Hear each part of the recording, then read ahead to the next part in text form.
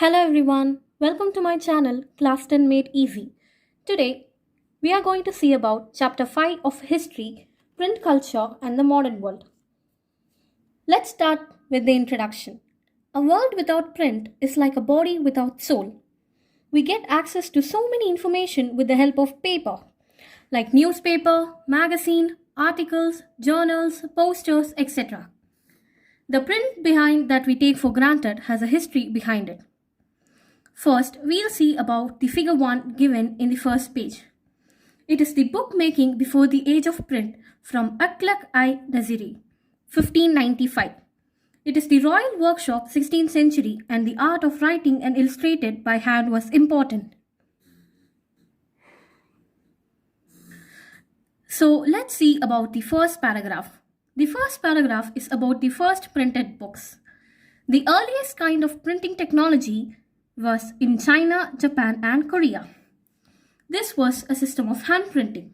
From AD 594, books in China were printed on rubbing paper, also invented there, and were printed against the ink surface of wooden blocks. The Chinese accordion book was the traditional Chinese book, folded and stitched at one side, since both sides of the thin porous sheet could not be printed. Also, superbly skilled craftsmen could duplicate with remarkable accuracy the beautiful art of calligraphy. This is about the first paragraph about print, origin, hand printing. Let's see about the second paragraph, which is about print in China. The imperial state in China was for a very long time the major producer of printed material. China possessed a huge bureaucratic system which recruited its personnel through civil service examination, like the exams we have now. And textbooks for this examination were printed in vast numbers under the sponsorship of the imperial state. Since there was an exam happening like this, there was textbooks needed to study for the exam. So, under the sponsorship of the imperial state in China, these books were printed in vast numbers. From the 16th century, the number of examination candidates went up, which means the number of print for the books also increased. Next, let us see about the third paragraph, which is about the spread of print. By the 17th century, as urban culture bloomed in China, the use of print diversified. Print was no longer just used by scholar officials. Merchants used print in their everyday life as they collected trade information.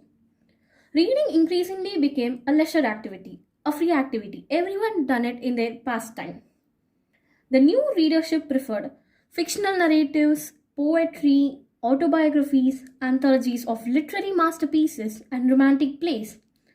Rich women also began to read, and many women began publishing their poetry and plays. Wives of scholar officials published their works, and courtesans wrote about their lives. Next, let us see about the shift to mechanical printing. The new reading culture was accompanied by a new technology.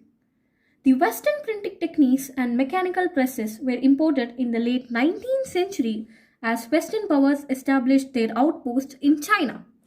Shanghai became the hub of new printing culture, and it also catered to Western schools. And from hand printing, there was now a gradual shift to mechanical print.